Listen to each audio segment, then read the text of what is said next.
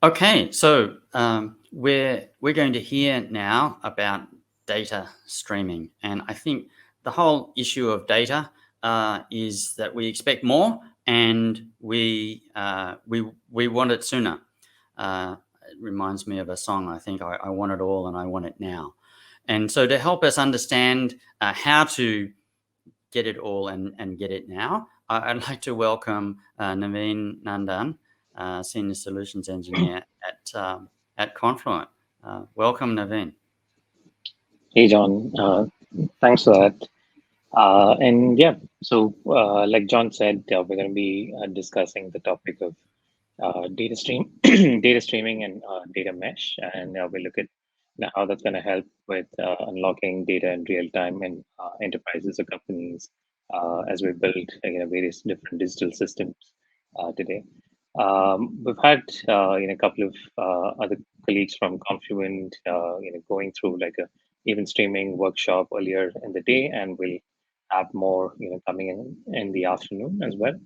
But primarily, what we're going to center the talks around is, really kind of uh, giving you the understanding of, what's the importance with this whole paradigm of data streaming, data mesh, and real-time data in general, and where enterprise systems are going with this whole initiative. So to begin with, yeah, let's kind of clarify what is data streaming. So I think there's a lot of misnomers and confusion between various different systems that are out there. So let's kind of set the context and say what's data streaming. So I'll begin with saying what it's not. Right. So it's not a media streaming platform like the big OTTs like Netflix and Prime Video, and the various other ones out there. And it's not a video streaming platform. So the first thing that comes to our mind when we hear streaming is one of these where we have the content or media streaming across to us. Right? So that's not exactly what we mean by data streaming from a Confluence perspective. But Confluent is really like the dark knight, which is powering such massive digital systems from a backend perspective.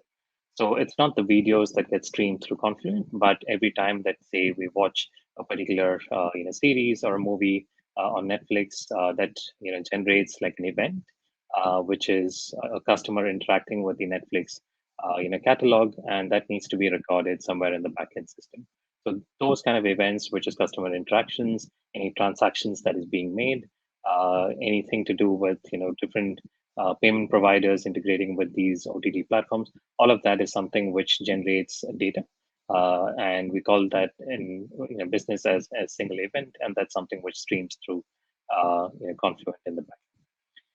So just to give you a context of a large scale local digital organization that uses Confluent is Grab. So Grab, you probably know about all their different lines of businesses and the consumer applications and services that they provide.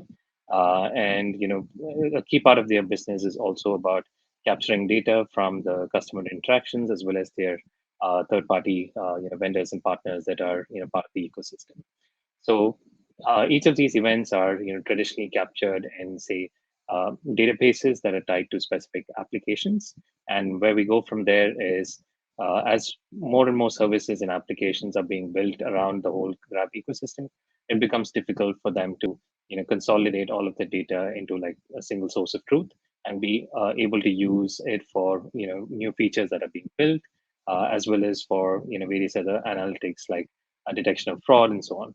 So what Grab really does with all the data that they collect is they kind of stream that through the event streaming platform or data streaming platform, which is Confluent, and it's available for their analytics and machine learning teams to be able to, say, predict fraud, for instance. Right? So what's really different with this whole paradigm of data streaming or even streaming is traditionally we built applications in a way that applications interact with the end user. The end user takes some action, and that needs to be recorded as the transaction within, say, for example, a database. And typically, when you want some data which needs to be retrieved and served back to the application, to the end user, you would have to issue a query, and it fetches data from the database, and that's plugged in back into the application. So databases were traditionally designed for simple, static, real-time kind of queries. But the issue with that was that if you have several number of users and you have large volumes of data, it kind of becomes difficult to serve all of that, by just having a single database. And the other, flip side of database technology was that you had to offload a lot of this data into, say, like a data warehouse in order to be able to run large scale data processing as well. And typically, these kind of workflows were done through batch processing, which means that it probably triggers at like say, once every day or once every week, where you offload most of the data into data warehouse, and then you run the analytics or reporting over there. Right. And over a period of time, like say for a business like Grab, if they're scaling, what happens is they build various different systems. There are different application teams. They use their own technology stack, and there is a lot of integration that is required between these systems. And integration here means point-to-point integrations, applications talking to applications, or databases talking to databases, or you have applications from one tier talking to a database and the other department and so on. Right? So it kind of becomes complex as the business scales, and integrations can get really messy when it comes to putting stitching together all these systems together. So how do we approach this slightly differently? And that's where the whole idea of data streaming, or I'll call it as event streaming now, comes in, where we're looking at everything that happens from a customer or end user perspective as an event.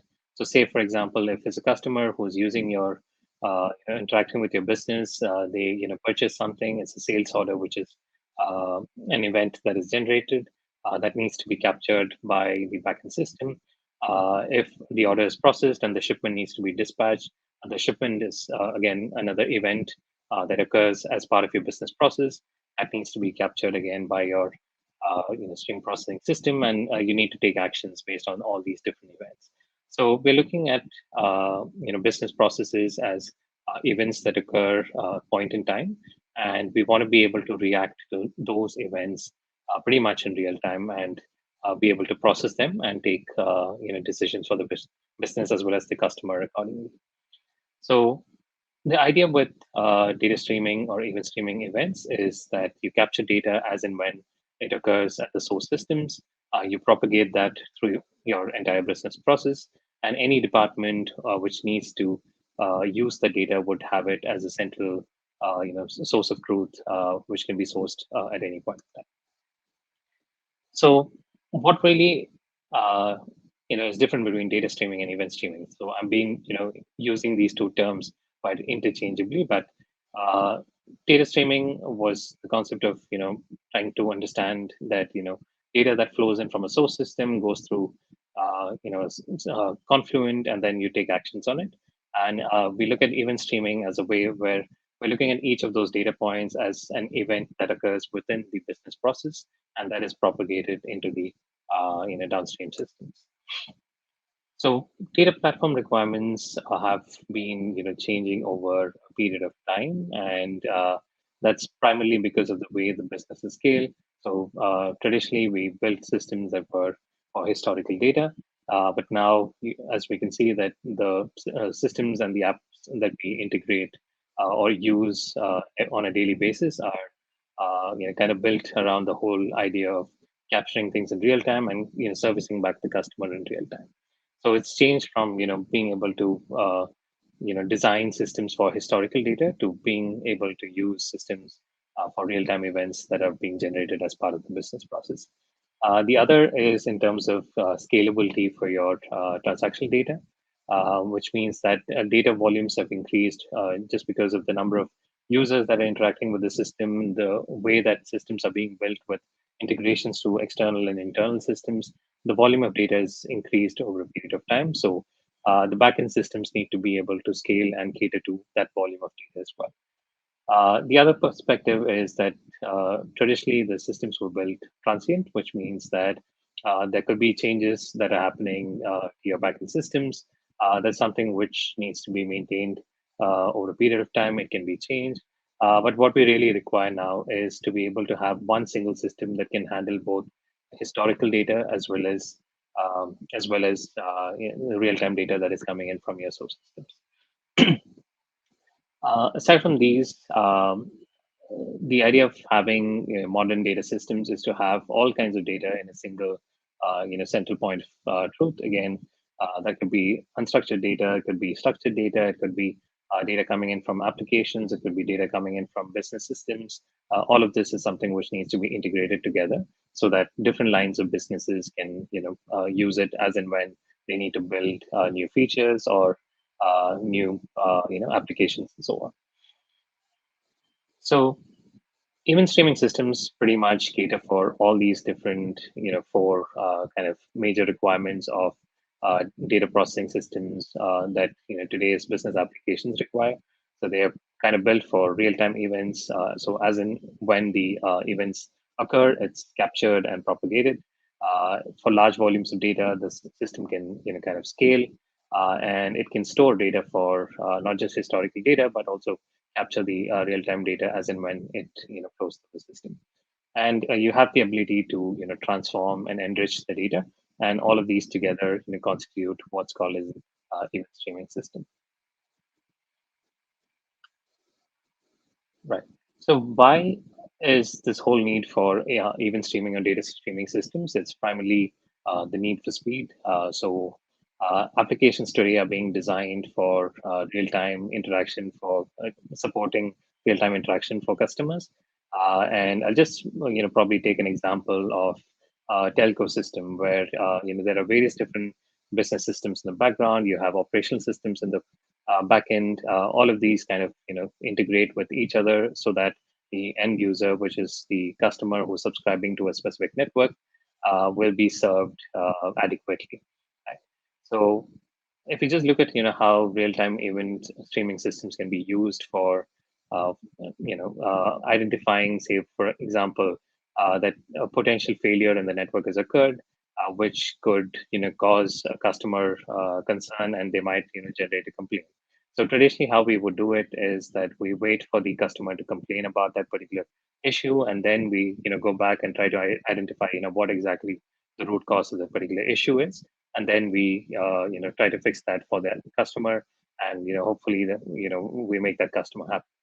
But what we could do with real-time event streaming systems is that we can integrate data from all these different operational as well as business systems. So say for example in the network activity stream, we kind of identify that there are a couple of events that we have captured in real time that indicate there's some failure with some network device.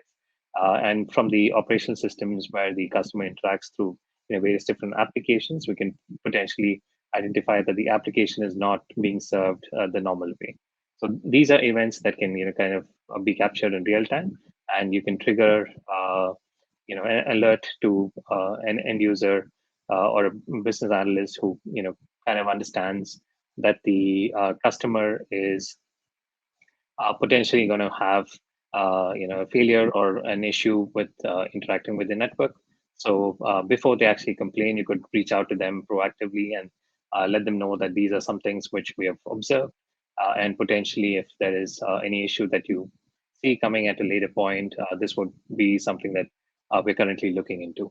Right? So this is where proactive customer experience comes in, and real-time systems really help in kind of capturing these events and being able to use that in business decision-making processes.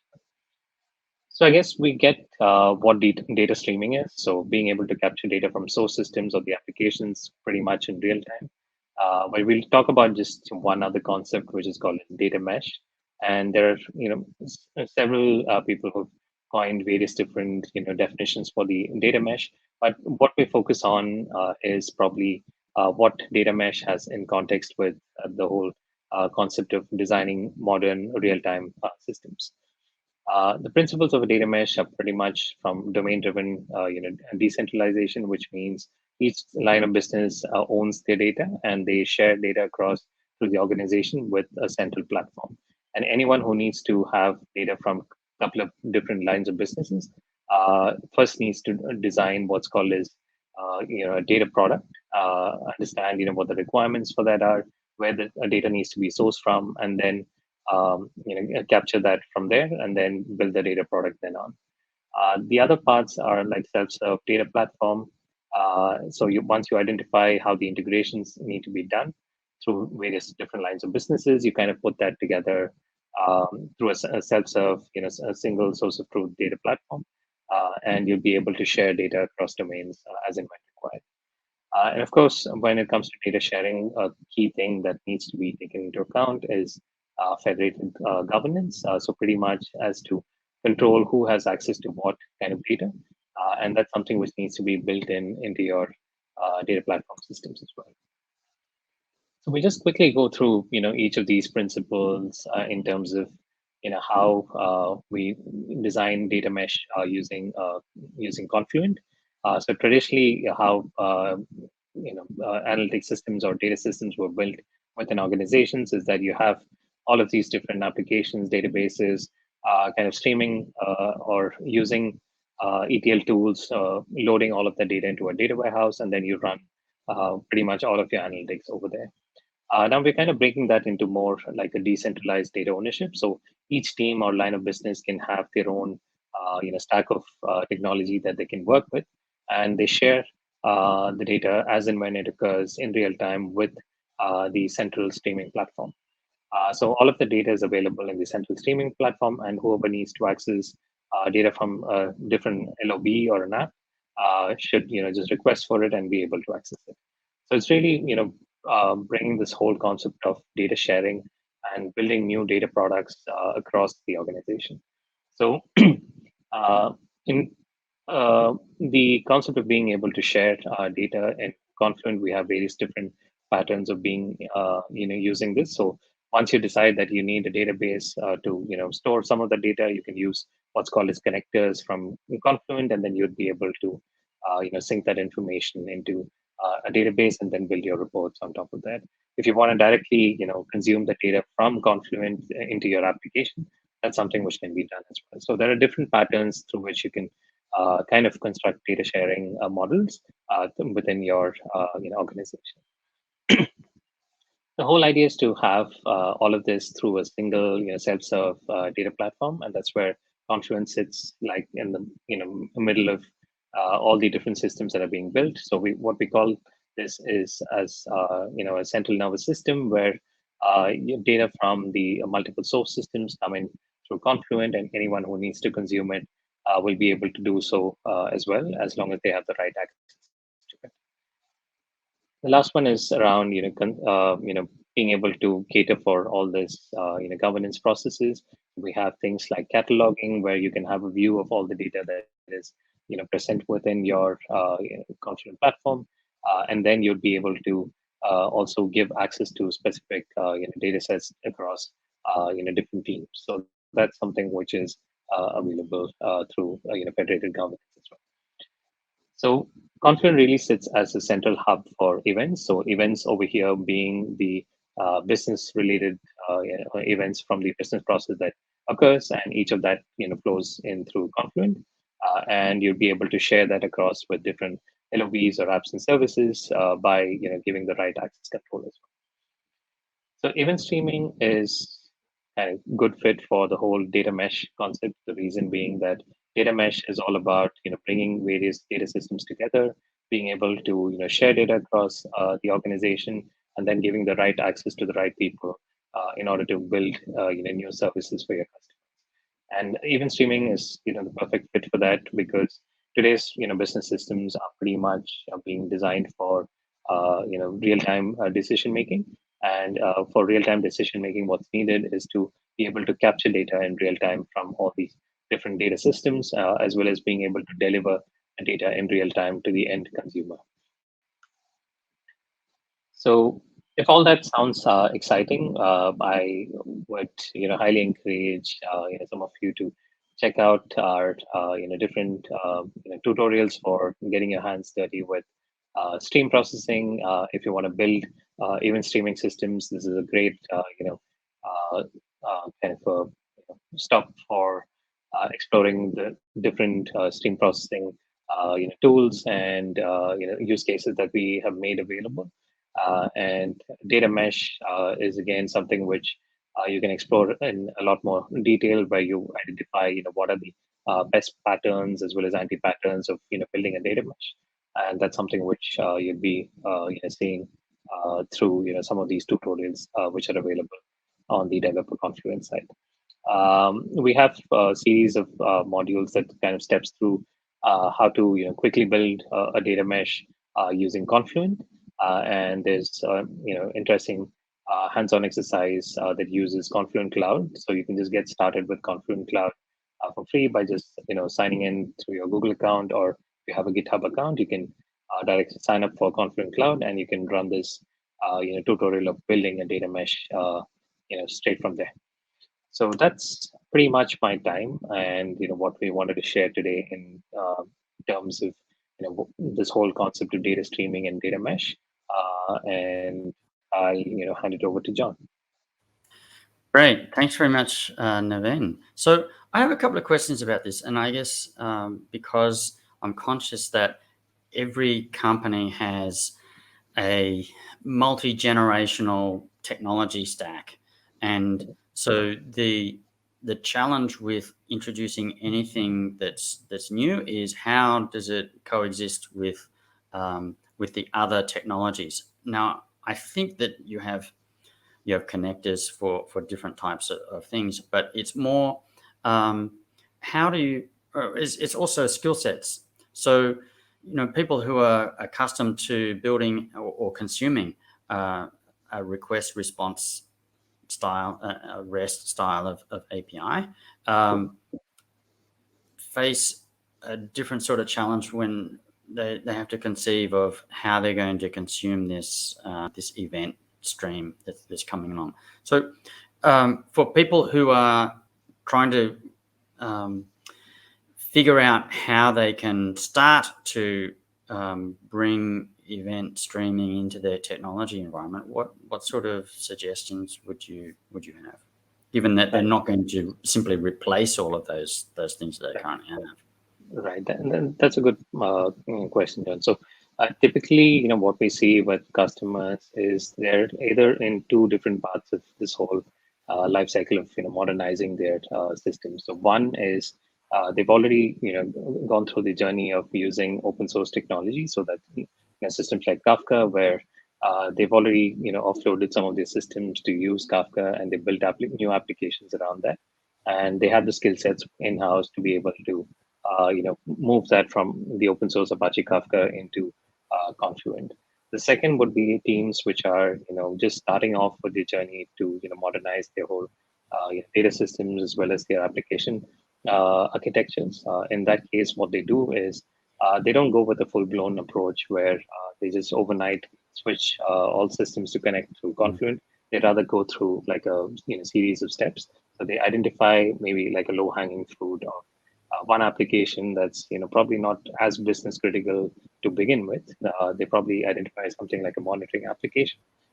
They use connectors to kind of integrate their existing monitoring solution, offload that into Confluent, and then eventually take away the existing monitoring solution and replace it with what they want to have as their future state monitoring solution.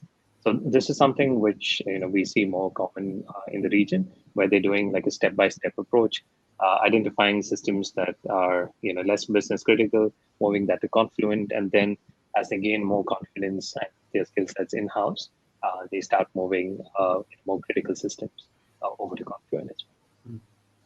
Okay, all right. Well, thanks very much for sharing that.